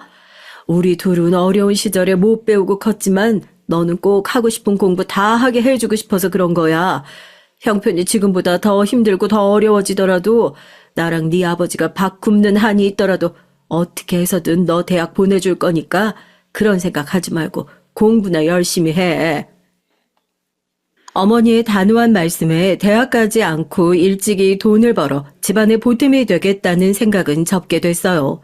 대신 원래도 열심히 했었던 공부에 더 열을 올리게 됐죠. 저를 위해 밤낮으로 고생하시는 부모님께 보답하기 위해선 좋은 성적으로 좋은 대학교에 들어가야 한다고 생각했습니다. 그렇게 고등학교 내내 상위권의 성적을 유지하며 열심히 노력했고 결국 전 서울에 있는 한 대학교에 입학하게 됐어요. 부모님은 가게 입구에 플랜카드까지 걸어 놓으시며 몹시 기뻐하셨죠. 기뻐하시는 부모님 모습에 저도 너무 뿌듯해했던 기억이 납니다. 그렇게 전 혼자서 서울로 올라오게 됐어요. 기숙사 신청 기간을 놓쳤던 탓에 학교 근처의 고시원에서 지내야 됐죠. 침대와 딱 붙어있는 책상을 제외하면 서 있을 공간조차 없을 정도로 작은 방이었지만 불만은 전혀 없었습니다. 그저 그 작은 고시원의 월세마저도 부모님께 부담이 될 것 같아 죄송한 마음뿐이었죠. 학기가 시작되고 전 생활비를 벌기 위해 아르바이트를 시작했어요. 하지만 시간이 지날수록 점점 아르바이트와 공부를 병행하기가 힘들어졌습니다. 제가 대학생일 당시 대부분의 가게에선 아르바이트생에게 그렇게 많은 시급을 주지 않았거든요. 제가 버는 돈으로만 생활비를 충당하려면 일을 너무 오래 해야 했고 그럴수록 공부할 시간이 줄어들게 됐죠. 결국 잠자는 시간을 줄여가며 생활하게 됐고 날이 갈수록 지치는 몸과 마음에 염치 없지만 부모님께 도움을 청해야 하나 고민하던 중이었습니다. 내가 일하는 호프집에서 같이 아르바이트 해보는 건 어때? 마침 얼마 전에 한 명이 그만둬서 자리 하나 비거든. 내가 사장님한테 말해줄 수 있어. 물론 일이 조금 힘들긴 하지만 다른 가게들보다 훨씬 시급 잘 쳐주니까 나도 처음엔 힘들었는데 적응되면 꽤 할만해. 전 우연한 기회로 동기가 일하던 호프집에서 아르바이트를 하기 시작했어요. 물론 처음엔 조금 망설여지긴 했습니다. 시골에서 막 올라온 촌뜨기였던 저에게 서울의 술집은 막연히 무서운 공간이었거든요. 그러나 막상 일하기 시작한 호프집은 저희 부모님이 하시던 백반집과 크게 다를 바가 없는 가게였어요. 항상 술에 취한 손님들을 상대해야 한다는 점이 조금 까다롭긴 했지만 부모님을 도와 가게 일을 오래 했던 저에겐 그리 어려운 일이 아니었습니다. 백반집을 찾으시는 손님분들도 대부분 반주를 하셨으니까요. 자연스레 전 호프집 일에 금방 적응했고 사장님께서도 성실히 일하는 제가 마음에 드신다며 보너스를 자주 챙겨주시곤 하셨습니다. 그렇게 낮엔 학교에서 공부하고 밤에는 호프집에 나가 생활비를 버는 일상이 계속됐죠. 저 옆방에 사시는 분 맞으시죠? 다름이 아니고 밤마다 너무 시끄러워서요. 여기 사시는 분들 거의 공부하는 학생들인데 그렇게 피해를 끼치면 안 되지 않을까요? 제가 정말 참아보려고 했는데 저도 고시 준비하는 사람인데 옆방에서 쿵쿵대는 소리에 공부에 집중이 너무 안 돼서요. 사정은 잘 모르겠지만 조금만 조용히 해주시면 감사하겠습니다. 그러던 어느 날이었어요. 그날도 학교에 다녀와서 아르바이트를 가려고 고시원을 나서던 참이었는데 처음 보는 얼굴에 20대 중반 정도 되어 보이는 남자가 제게 말을 걸어왔습니다. 네? 밤마다 쿵쿵거린다뇨? 저 일하느라 밤엔 거의 방에 없는데요? 다른 방이랑 착각하신 거 아니에요? 네? 204호분 아니세요? 아니요, 전 202호인데요. 제 말에 남잔 몹시 당황하며 연신 사과를 했어요. 새빨개진 얼굴 하며 이야기를 꺼내기 전까지 얼마나 고민했는지 뻔히 보이는 떨리는 목소리에 참 순한 사람이구나 하는 인상을 받았던 것 같아요. 알고 보니 밤마다 시끄럽게 소리를 내는 건 204호에 살고 있던 사람이었고 얼마 지나지 않아 방을 빼고 나갔습니다. 그 일 이후로 저와 그 남자는 오며 가며 인사를 하고 지내는 사이가 됐고요. 아마 이쯤 되면 눈치가 빠르신 분들은 예상하셨겠죠? 네, 이 남자가 바로 저희 남편입니다. 저와 남편은 고시원에서 처음 만난 사이였어요. 남편은 당시 공무원 시험 준비를 하고 있었습니다.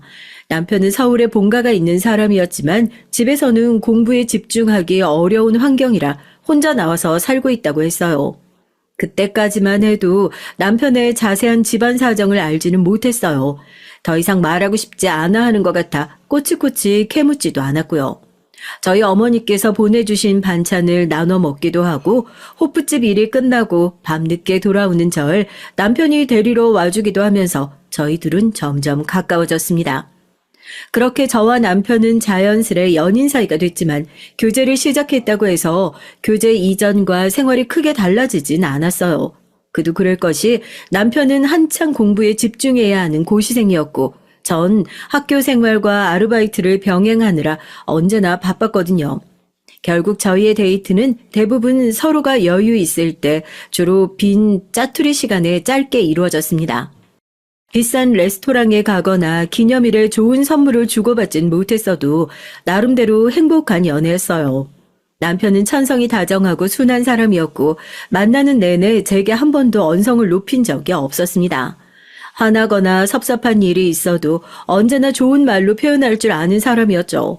저도 그런 남편에게 더 다정하고 좋은 애인이 되기 위해 항상 노력했고 그렇게 저와 남편은 계속 행복할 것만 같았어요.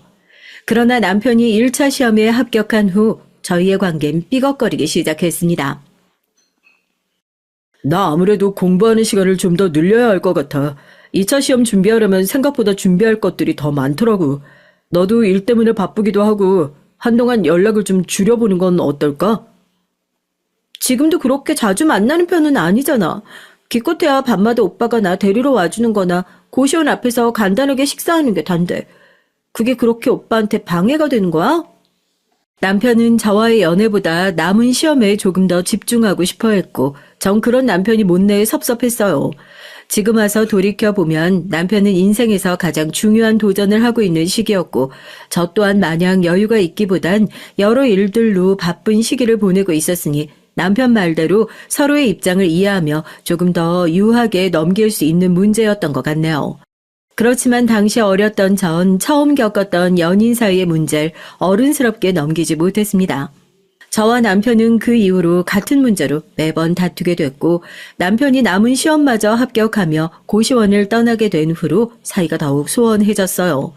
남편은 처음 생긴 직장에 적응하느라 이전보다 더 바쁜 시간을 보내게 됐고 저 또한 여전히 공부와 아르바이트를 병행하느라 바쁜 나날들을 지내고 있었기 때문에 결국 저희는 소원해지는 관계의 틈을 좁히지 못했습니다.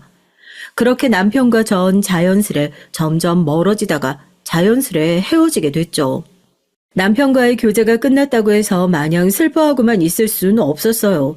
당시 저도 졸업이 얼마 남지 않은 시기였거든요. 저를 좋게 봐주셨던 교수님의 소개로 다행히도 졸업하자마자 좋은 일자리를 얻을 수 있었습니다. 이제 열심히 돈을 벌어서 지금껏 제 뒷바라지를 해주셨던 부모님께 은혜도 갚고 효도할 일만 남았다고 생각했던 차였어요. 아유, 네 아버지 쓰러지셨다. 뇌에 무슨 문제가 있다는데 혈관이 막혀서 피가 안 통한다고 하더라. 내가 조금 더 신경을 썼어야 됐는데 아유, 그렇게 건강하시던 양반이 갑자기 쓰러질 줄 누가 알았겠니? 지금 의식이 없어서 병원에 누워 계셔. 의사 말로는 너무 늦게 왔다고 회복 가능성이 거의 없다고 하는데. 아버지께서 갑작스레 뇌경색으로 쓰러지셨다는 소식에 급하게 회사에 휴가를 내고 시골로 내려갔어요. 오랜만에 만난 어머니께선 제 기억 속의 모습보다 몹시 쇠약해 보이셨습니다. 그동안 제 앞가림하기 바쁘다는 핑계로 부모님께 너무 신경을 못 써드린 것 같아 죄송한 마음만 가득이었죠. 병실에 누워 계신 아버지의 모습을 보니 눈물이 펑펑 쏟아졌습니다. 내가 조금 더 자주 연락을 드렸으면, 아픈 곳 없냐, 병원 잘 다니냐 물어보기라도 했었으면. 물론 뇌경색이 큰 전조 증상 없이 일어나는 병이라고는 하지만 제가 서울이 아니라 부모님 곁에서 보살펴 드렸다면 이렇게 쓰러지시는 일은 없지 않았을까 하는 생각이 들었어요. 결국 입사한 지 얼마 되지 않은 회사의 사정을 설명드리며 장기 휴가를 내고 아버지께서 회복하실 때까지 어머니 곁에 가게 일을 도와드리게 됐습니다. 오랜만에 찾은 부모님의 백반집은 여전히 따뜻했어요.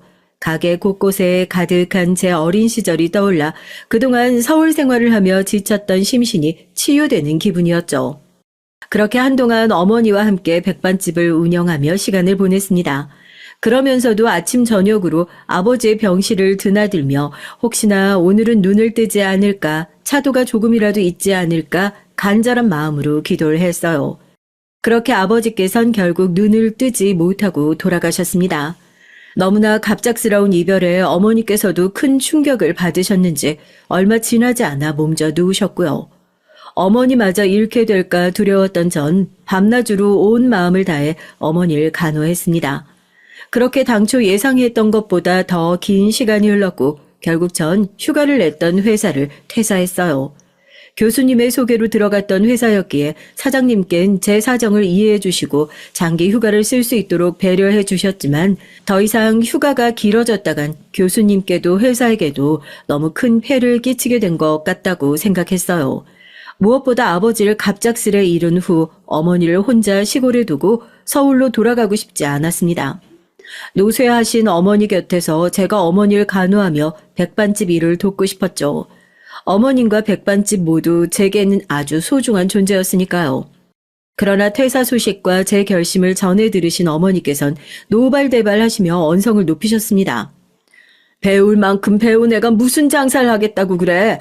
내가 너 그러라고 대학 보낸 줄 알아? 멀쩡한 대학까지 나온 애가 이 시골에서 백반집을 하겠다니. 너 없이도 나 혼자서 잘 할 수 있다. 내 걱정 말고 다시 서울 올라가서 사장님께 죄송하다고 싹싹 빌어.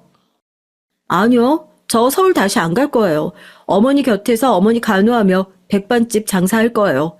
장사가 뭐 어디가 어때서 그러세요? 전 장사하는 게 전혀 천한 일이라고 생각 안 해요. 어렸을 적부터 제 눈엔 세상 누구보다 장사하시는 어머니 아버지가 제일 멋져 보였어요. 저한테 우리 백반집이 서울에 있는 회사보다 훨씬 대단해요. 제 진지한 설득에 어머니께선 결국 고집을 꺾으셨어요. 얼마 지나지 않아 병상에서 일어나신 어머니와 함께 백반집을 운영하게 됐죠. 어머니께선 한번 쓰러지신 후로 몸이 많이 약해지셔서 일을 오래 하실 수가 없는 상태였습니다. 결국 제가 백반집의 거의 모든 일들을 담당하게 됐고 혼자서도 가게를 운영할 수 있을 만큼 요리와 경영에 익숙해져 가고 있었습니다. 그날도 평소와 다름없이 어머니와 함께 가게 문을 열었고 한창 바쁜 점심시간이 지난 후 주방에서 설거지를 하던 중이었어요. 갑자기 쿵 하는 큰 소리와 함께 쇠그릇들이 구르는 소리가 들렸습니다. 깜짝 놀라 밖으로 뛰어나가니 어머니께서 엎어진 쟁반과 함께 바닥에 쓰러져 계셨어요. 마침 가게에 계시던 트럭 기사분이 어머니를 병원까지 함께 모셔다 주셨고 도착한 병원에선 정밀 검사를 해봐야 한다고 했습니다.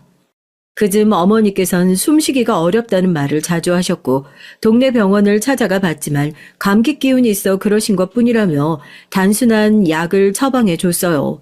약을 꽤 오래 드셨는데도 갈수록 기침이 심해지셔서 큰 병원에 가보자며 어머니를 설득했지만 어머니께선 늙으면 원래 몸이 불편한 거라며 가게 일도 바쁜데 언제 또 병원에 왔다 갔다 하냐며 매번 손사래를 치셨어요. 폐에 문제가 많네요. 이 정도면 일상생활 하기도 많이 힘드셨을 텐데. 폐렴이 오래 방치돼서 합병증이 좀 있습니다. 젊은 사람들은 치료 잘 받으면 회복률이 꽤 높긴 하지만 어머니께서는 연세도 있으시고 평소에 몸도 많이 쇠약하셨던 것 같고 항생제를 3개 쓰기도 힘들어서 좀 까다로운 경우네요. 의사의 말이 심장에 비수가 되어 꽂히는 기분이었어요. 어머니가 저 지경이 되실 때까지 난 도대체 뭘 하고 있었던 걸까? 아버지를 그렇게 잃고도 배운 게 없었나? 지독한 자기 혐오가 몰려왔고 병실에 누워 계시는 어머니 곁에서 또 한참을 울었습니다. 어머니께서 괜찮다고 하셨어도 억지로라도 큰 병원에 모시고 왔어야 하는 건데 하는 후회만이 가득했고요. 병원에 입원하신 어머니께선 갈수록 병세가 심해지셨어요. 가게 문까지 닫고 어머니 곁에서 밤낮으로 간호했지만 아무런 소용이 없었습니다. 그렇게 후회 속에서 신락 같은 희망을 부여잡고 버티는 나날들이 계속됐고 얼마 지나지 않아 어머니께선 결국 병마를 이기지 못하고 허무하게 제 곁에서 떠나가셨어요. 네가 처음 대학에 가던 날이 아직도 생생하구나. 합격했단 소식 듣고 어찌나 기쁘던지. 난 평생을 이 조그만 시골 마을에서 살아왔지만 넌 넓은 서울 땅에서 하고 싶은 일들 마음껏 하며 살길 바랐다. 결국엔 못난 부모 때문에 이렇게 다시 시골로 돌아왔지만 내가 떠나가고 나면 여기에 매여 있지 말고 꼭 멀리 나가 많은 것들을 보며 살거라. 어머니께서 제게 남기신 마지막 유언을 지키기 위해 전 부모님께서 남겨주신 유일한 유산이었던 백반집을 정리했어요. 그리고 정든 고향을 떠나 다시 서울로 향했습니다. 오랜만에 도착한 서울은 제게 여전히 낯선 땅이었어요.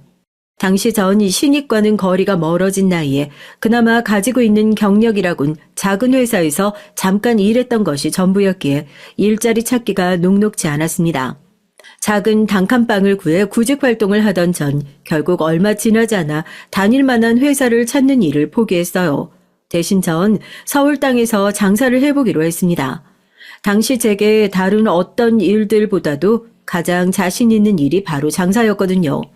물론 서울에서의 장사와 제가 살던 시골 마을에서의 장사가 많이 다를 것이란 사실은 어느 정도 예상하고 있었어요. 처음엔 고향에서처럼 백반집을 운영하려고 했습니다. 하지만 가게를 함께 운영해 주실 부모님이 없는 상황에서 나 혼자 백반집을 잘 꾸려나갈 수 있을까 하는 의문이 들었죠. 결국 고민하던 전 백반집 대신 작은 호프집을 열게 됐습니다. 대학 시절 호프집에서 아르바이트를 하며 어깨 너머로 배운 것들도 많았고 호프집이라면 음식의 손맛보다는 접객이나 사업 수완이 더 중요한 요소로 작용할 것이라 생각했기 때문이에요. 다행히도 제 예상은 어느 정도 들어맞았습니다. 처음엔 파리만 날리던 가게도 날이 갈수록 손님들로 붐비게 됐고요. 제 생활은 점점 안정감을 찾아갔습니다. 잘 지내? 호프집 열었단 얘기 들었어. 대학 시절부터 사장님한테 일 잘한다고 그렇게 칭찬을 많이 듣더니 결국 네 가게가 생겼구나. 다름 아니고 너 소개팅 한번 해보지 않을래? 공무원인데 사람이 꽤 괜찮다고 하더라고. 집도 잘 살아. 아버지가 회사 사장님이래. 얘기 듣자마자 딱 네 생각이 나서. 대학 시절 호프집에서 함께 일했던 동기에게 오랜만에 전화가 왔어요. 소개팅을 받아보란 연락이었죠. 갑작스러운 연락에 조금 고민이 되긴 했지만 가게도 어느 정도 자리를 잡아가고 있었고 저도 슬슬 결혼 생각을 해야 했던 나이라 한번 만나보겠다고 답했습니다. 그렇게 나간 소개팅 자리에서 전 정말 생각지도 못했던 사람을 만났어요. 혹시 여러분께선 운명이란 게 있다고 생각하시나요? 전 그 소개팅 자리에서 남편을 만났을 때 세상엔 정말 운명의 상대가 존재하는구나 생각했습니다. 아마 그 생각은 남편도 마찬가지였던 것 같아요. 남편은 저와 헤어진 이후로 한 번도 연애를 하지 않았다고 했습니다. 제가 연인 사이의 문제를 어른스럽게 대처하지 못했던 걸 후회했던 것처럼 남편도 당시에 제게 더 신경 써주지 못했던 것을 두고두고 후회했다고 했죠. 저와 헤어진 후로도 절 잊지 못해 연락해볼까 수도 없이 고민했었지만 제가 고향으로 내려갔다는 소식을 듣고 마음을 접었다고 했습니다. 그렇게 오랜 기간 혼자 지내오다가 슬슬 결혼하라는 가족들의 성화에 어쩔 수 없이 소개팅 자리에 나왔는데 등 떠밀려 나온 소개팅 자리에서 오랫동안 그리워했던 절 다시 만났으니 남편 입장에서도 참 운명적인 만남이 아닐 수 없었던 거죠. 그렇게 재회한 저와 남편은 얼마 지나지 않아 결혼을 약속하게 됐고 전 그제서야 남편의 가정 환경에 대해 자세히 알게 됐어요. 사실 우리 어머니 새어머니셔. 초등학생 때까지 친어머니랑 같이 살다가 친어머니께서 돌아가시면서 아버지랑 살게 됐어. 아버지께서 날 데려오실 땐 이미 재혼하신 상태였어. 새어머니랑 형이랑 셋이 살고 계셨지. 형은 아버지 자식이 아니야. 새어머니께서도 재혼하신 거거든. 남편의 집안은 재혼 가정이었습니다. 남편이 갓난아기였던 시절 부모님께서 이혼하셨고 남편은 친어머니의 손에서 자랐다고 했어요. 그러나 친어머니께서 오랫동안 알아오셨던 지병으로 돌아가시게 됐고 혼자가 된 남편을 당시 재혼해 가정을 꾸리고 계셨던 아버지께서 거둬들였다고 하셨습니다. 나중에서야 알게 된 사실이지만 남편을 데려올 때 시어머니께서는 몹시 반대를 했다고 하셨습니다. 어떻게 피 한 방울 섞이지 않은 아이를 내 자식처럼 키울 수가 있냐며 다른 친척 집에 보내거나 시설에 보내지 않으면 이혼하겠다고 으름장을 놓으셨다고 해요. 그러나 시아버지께서는 흔들리지 않고 단호하게 남편을 데려오셨습니다. 갑자기 애를 데려오게 된 건 나도 미안하게 생각해. 그렇지만 어찌됐든 우린 부부잖아. 당신 아들이랑 나도 피 한 방울 섞이지 않은 사이야. 그렇지만 난 당신과 결혼할 때 당신 자식도 내 친자식처럼 받아들일 생각으로 결혼했어. 그러니 힘들겠지만 당신도 내 아들을 친자식처럼 생각하고 잘 보살펴 줬으면 해. 시어머니께서는 시아버지와 재혼하시기 전부터 아들이 한 명 있었는데 시어머니의 전 남편과의 사이에서 나온 아이였어요. 시아버지께서는 그런 사실을 알고도 시어머니와 재혼하셨고 실제로 어머니의 아들, 그러니까 제겐 아주버님이 되시는 분을 친자식처럼 생각하고 키우셨다고 했습니다. 그러나 저희 남편에게 시어머니는 결코 친어머니 같은 존재는 아니었어요. 남편은 아직도 처음으로 시어머니와 아주버님을 만나던 날을 기억한다고 했습니다. 아버지 손에 이끌려 들어갔던 집 분위기가 아직도 생생해. 어머니께서 어찌나 화가 나 보이시던지. 너무 무서워서 도망치고 싶었지 뭐야. 기어들어가는 목소리로 겨우 인사를 드렸는데 한참을 노려보기만 하시더니 형 손을 잡고 방으로 쌩 들어가 버리시더라고. 아버지께선 곧 적응하실 수 있을 거라고 말씀했지만 난 그 뒤로 한 번도 집이 편하게 느껴졌던 적이 없어. 그래서 집을 나와서 고시원에서 공부했던 거야. 나이가 좀 들고 나선 전처럼 대놓고 구박하시거나 차별하시진 않았지만 그래도 어머니와 완전히 편해질 수는 없더라고. 남편은 천성이 순한 사람이었어요. 저와의 연애 시절에도 제게 언성 한번 높인 적이 없었으니 말 다 했죠. 그런 남편이 어떤 어린 시절을 보내며 자라왔을진 보지 않아도 뻔했습니다. 어머니와 아주버님께 부당한 언행을 당했어도 말 한마디 제대로 해보지 못하고 참고 살았을 게 눈에 선했죠. 그러나 남편은 두 사람을 원망하지 않는다고 말했습니다. 갈 곳 없는 자신을 받아줬다는 사실만으로 만족한다고요. 두 사람 입장에선 행복했던 가정에 자신이 불청객처럼 느꼈을 거라며 자신을 미워하는 것도 어찌 보면 당연한 일이라고 했습니다. 시간이 많이 흐른 지금은 그래도 두 사람과 꽤나 가까운 사이가 됐다며 자신을 거둬주신 아버지를 봐서라도 앞으로도 문제없이 잘 지내고 싶다고 했어요.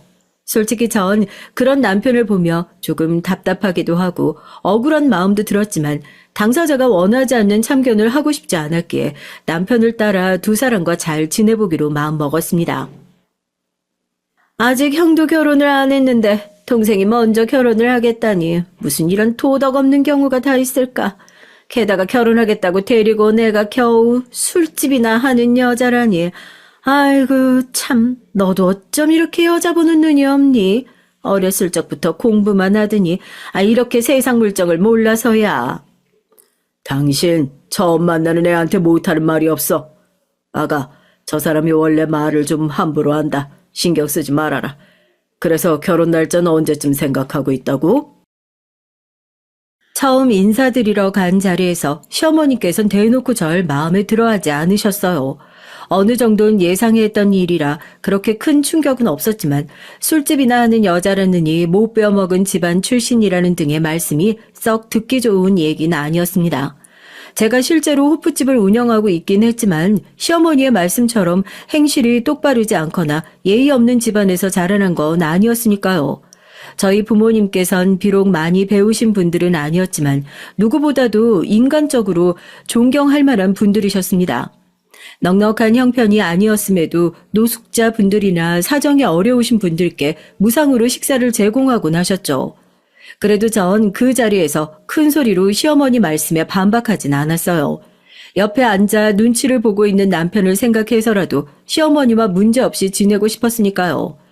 그렇게 저희는 결혼 날짜를 잡았고 본격적인 결혼 준비를 시작했습니다. 저와 남편의 결혼 날짜가 잡힌 뒤로 시어머니께서는 급하게 아주버님의 선자리를 알아보셨다고 했어요. 어렸을 적부터 꾸준히 공부를 잘했던 저희 남편과 달리 아주버님께서는 공부에 큰 재능이 없으셨대요. 변변찮은 전문대학교를 졸업하신 후 별다른 직업 없이 지내시다가 시아버지의 도움으로 회사에 들어가셨죠. 흔히들 말하는 낙하산이었습니다. 시아버지께서는 자식이라 하더라도 능력이 없으면 회사를 물려줄 생각이 없다 하셨지만 명색이 장남인데 가업을 이어받지 못하는 게 말이 되냐는 시어머니의 등살에 못 이겨 후계자 수업을 시키고 계시던 중이었어요. 덕분에 아주버님께서 대외적으로 아버지의 사업을 물려받으실 분이었기에 선자리를 알아보는 일은 아주 순조롭게 진행됐습니다. 그렇게 강남의 어느 부잣집 딸과 혼담이 오가게 됐고 아주버님은 저와 남편보다 한 달 일찍 식을 올리시게 됐어요. 어머 형님 안녕하세요. 어머님 아버님 잘 지내셨죠? 제가 그간 너무 바빠서 인사를 이제야 드리네요. 이해해 주실 거죠? 저희 친정일이 워낙 바빠서요. 저와 형님의 첫 만남은 결혼하고 처음 맞는 명절이었어요. 저와 남편은 아침 일찍부터 짐을 바리바리 싸들고 시댁에 도착해 각종 전이며 무침이며 요리를 하던 중이었습니다. 형님과 아주버님께선 저녁 식사를 할 무렵이 돼서야 시댁에 도착하셨고요. 강남 부잣집 출신답게 걸치고 오신 옷이며 가방이며 전부 명품처럼 보였습니다. 그러나 정작 형님과 아주버님 두 분 다 손에 들린 건 아무것도 없었어요. 보통 명절이면 부모님께 드릴 소고기나 과일 같은 선물이 하나쯤은 있어야 했는데 말이죠. 저희가 급하게 오느라 빈손으로 와버렸네요. 나중에 용돈으로 두둑히 챙겨드릴게요. 괜찮으시죠? 없이 사는 집안도 아닌데 이런 거 하나하나 신경 쓰지는 않을 것 같고.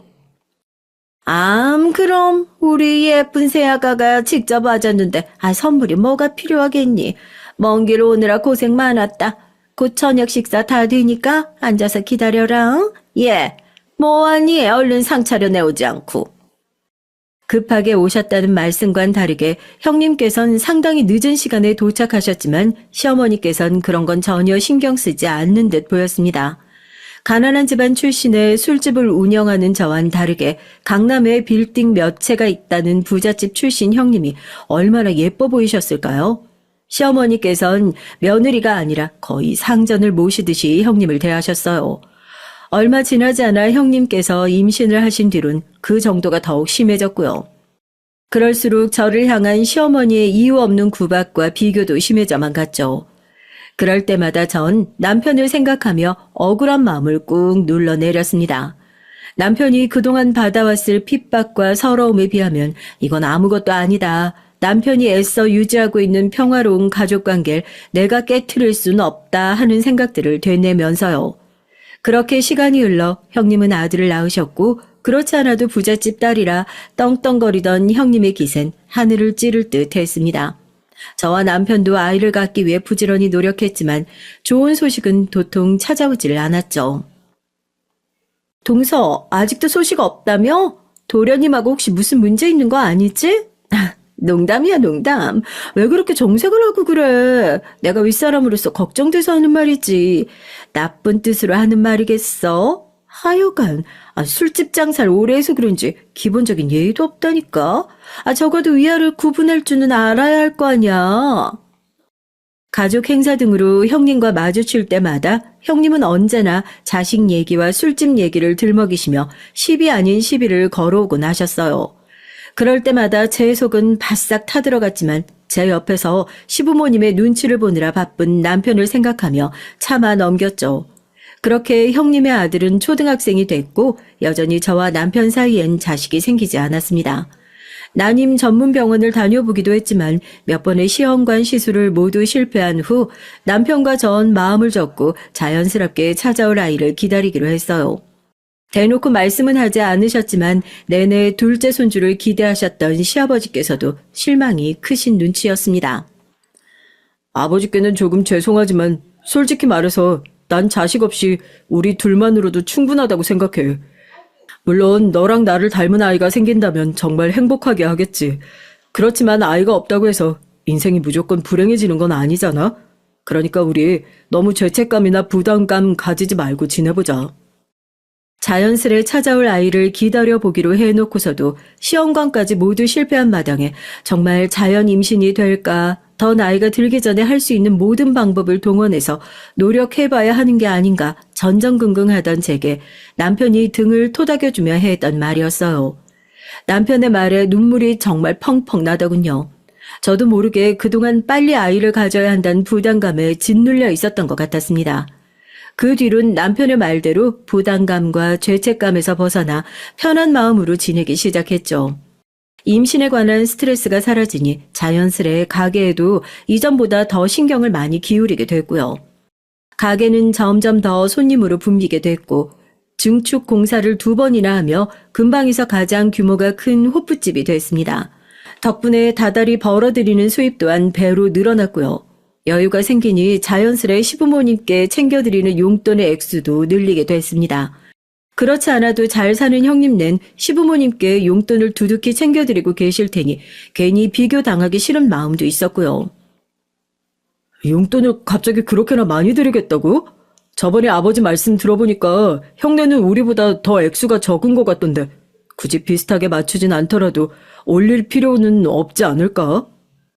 알고 보니 형님께선 저희보다 시부모님께 용돈을 적게 드리고 계셨어요. 형님네는 분명 넉넉한 형편이실 텐데 조금 의아한 마음이 들었고요. 게다가 시아버지께서 회사를 운영하고 계셨던 만큼 다른 집들과 비교해봐도 결코 저희가 용돈을 많이 드리는 편은 아니었거든요. 그렇게 얼마 뒤 시어머니의 생신이 돌아왔고 용돈 액수를 늘리는 대신 모았던 돈으로 제법 값이 나가는 명품 브랜드와 가방을 선물로 준비했어요. 이 정도면 형님네 선물과 비교했을 때 크게 밀리지 않을 것이라 생각했죠. 그런데 그날도 마찬가지로 저녁 준비가 다 될 무렵에서야 늦지막히 시댁에 도착하신 형님의 손엔 아무것도 들려있지 않았습니다. 대신 형님의 아들, 그러니까 초등학생인 제 시조카가 시어머니께 다가가서 손을 내밀더군요. 시조카의 손에 들려있던 건 다름 아닌 삐뚤빼뚤한 글씨로 쓰여있는 안마 쿠폰이었습니다. 선물은 금액보다 정성이라잖아요. 명품 같은 거야 워낙 이미 많으실 테니까 손주가 직접 만들어 온 선물이 훨씬 의미가 있죠? 형님 아무리 그래도 아이 선물은 아이 선물이고 어려운 형편도 아니시면서 이렇게 매번 빈손으로 오시는 건 좀 그렇지 않나요? 예, 난 명품 가방보다 손주가 직접 준비해온 선물이 훨씬 마음에 든다. 너같이 큰돈 만져본 적 없는 애들이나 돈 좀 생겼다고 멋모르고 펑펑 쓰는 거지. 원래 잘 사는 집 사람들이 더 알뜰살뜰 아끼며 사는 거야. 뭘 알고나 말해. 시어머니께선 당연히 형님 편을 들어주실 것이라 예상하긴 했지만 만약 저와 형님 입장이 반대였다면 아이 손에 안마 쿠폰을 들려보낸 것이 저였고 명품 가방을 사온 것이 형님이었다면 시어머니께선 그때도 지금처럼 말씀하셨을까 싶은 생각이 들었죠. 그러나 그 생각을 차마 입 밖으로 내뱉지 못했습니다. 그날도 어김없이 저와 시어머니 사이에서 눈치만 보고 있는 남편 때문이었죠. 그렇게 심기가 불편한 채로 저녁 식사를 마치고 시부모님과 아주버님, 형님께서 드실 수 있도록 과일을 깎아 내가던 차였어요. 시조카가 혼자서 방 안에 들어가 책을 보고 있더라고요. 흘끔 들여다보니 학교 숙제를 하는 것 같았습니다. 뭔가가 잘 안 풀리는지 한참을 끙끙대고 있길래 가까이 다가가서 도와줄까 물었죠. 네? 숙모가 이렇게 어려운 걸 어떻게 알아요? 우리 엄마가 숙문 못 배우고 자라서 무식하다고 그랬는데. 돌아온 대답은 충격적이었습니다. 겨우 초등학생짜리 아이가 제 눈을 똑바로 쳐다보곤 무식하다느니 못 배웠다느니 얘기를 하는데 기가 막혀서 말이 안 나오더군요. 평소에 형님께서 아이에게 어떤 말들을 해오셨는지 뻔히 예상이 갔죠. 숙모한테 그게 무슨 말버릇이냐, 어른에게 그렇게 예의 없이 말하면 안 된다, 조금 언성을 높이자 거실에서 과일을 드시던 형님께서 불이 나게 달려오시더군요. 아니 어디 술집이나 하는 천박한 년이 남의 집 애를 가르치려 들어? 주제도 모르고 어디서 아는 척이야. 아들 괜찮아? 형님의 말씀이 끝나자마자 방 안에는 짝소리가 크게 울려 퍼졌습니다. 제 남편이 형님의 뺨을 거세게 내려치는 소리였어요. 충격에 형님께선 방바닥에 나동그러졌고 놀란 시댁 식구들은 모두 방으로 헐레벌떡 달려왔습니다. 해도 정말 너무하십니다. 어렸을 적부터 지금까지 저 무시하는 거 다 참고 살았어요. 결혼하고 이 사람한테 하시는 언행도 다 제가 못난 탓이라고 생각하고 미안한 마음으로 살았습니다. 당신들 같은 사람들도 가족이라고 저 걷어주신 아버지를 봐서라도 어떻게든 잘 지내보겠다고 아득바득 참으며 살았는데 아무리 그래도 애 앞에서 어떻게 그딴 소리를 짓거릴 수가 있으세요? 이 사람 배운 만큼 배운 사람이고 이렇게 무시받을 사람 아닙니다. 당신들같이 교양 없는 역겨운 인간들 가족이라고 부르기도 싫고 이제 인연 끊고 살겠습니다. 아버지 죄송해요. 여보 가자. 울분을 터뜨리듯 말을 쏟아낸 남편은 그대로 절 이끌고 시댁을 나섰어요. 남편을 따라 집에 가는 길에 어찌나 눈물이 펑펑 나던지요. 남편은 돌아가는 길 내내 그동안 참고 살게 해서 미안하다며 본인이 진작 했어야 하는 일인데 아버지 때문에 가족들과 연을 끊을 수 없었다 용서해달라며 제게 빌었어요. 저보다 더 서럽게 우는 남편의 모습에 그동안 쌓여왔던 답답함과 억울함들이 녹아내리는 기분이었습니다. 그렇게 저와 남편은 시아버지를 제외한 시댁 식구들과 연을 끊었어요. 저희가 시댁을 나선 후로 형님께선 당장 제 남편을 데려다 본인 앞에 무릎 꿇고 사과하게 만들라며 길길이 날뛰셨다고 해요.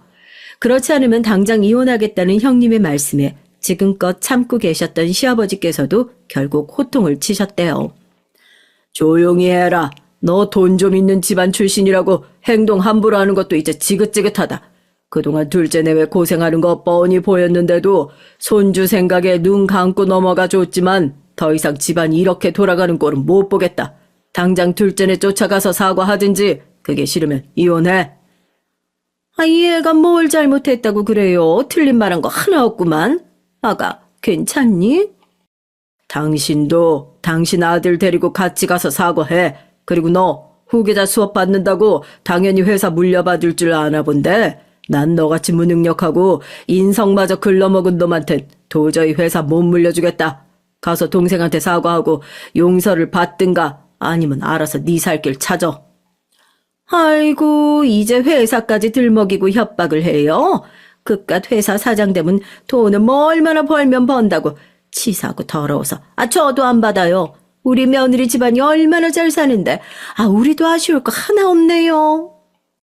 당당하신 시어머니의 태도와 다르게 시아버지의 말씀에 당장이라도 이혼할 것처럼 큰 소리를 치시던 형님은 갑자기 꼬리를 내리셨다고 해요. 아버님, 죄송해요. 제가 말을 좀 함부로 하기는 했죠. 내일 어머님이랑 남편이랑 같이 가서 사과할게요. 그러니까 너무 노여 마세요. 나중에서야 전해 들은 사실이지만 강남에 빌딩이 여러 채 있다던 형님의 친정집은 형님이 결혼하시기 직전에 운영하던 회사가 부도가 나서 완전히 망해버렸다고 해요.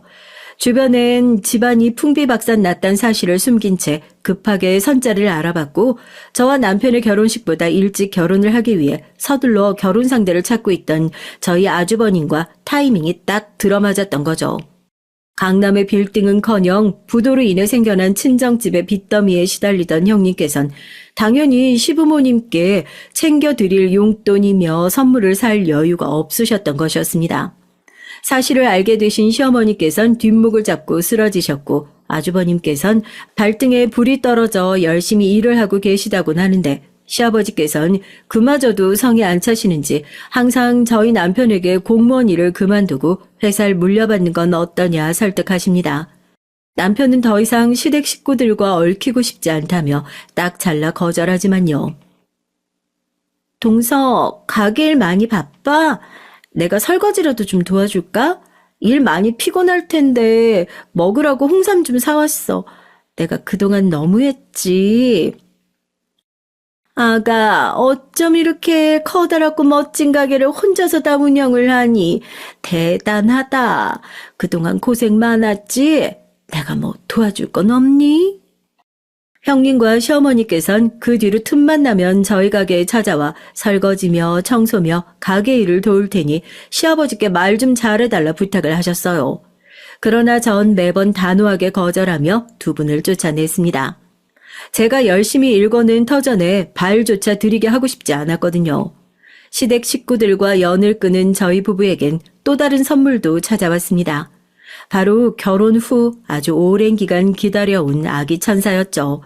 시아버지께서도 소식을 듣고 몹시 기뻐하셨어요. 점점 무거워지는 몸 탓에 얼마 전부턴 호프집 운영을 잠시 쉬고 있습니다. 덕분에 매일같이 가게로 찾아오던 보기 싫은 인간들도 만날 일이 없으니 마음이 더욱 편하네요. 자식은 부모의 거울이라는 말이 있죠. 비록 가난하게 자랐지만 저희 부모님께서 절 한 점 부끄럼 없는 인간으로 키워주셨던 것처럼 앞으로 태어날 저희 아이도 어느 집 아이와는 다르게 아주 인간적이고 교양 있는 아이로 키워볼 생각입니다. 여기까지 제 긴 얘기 들어주셔서 감사합니다.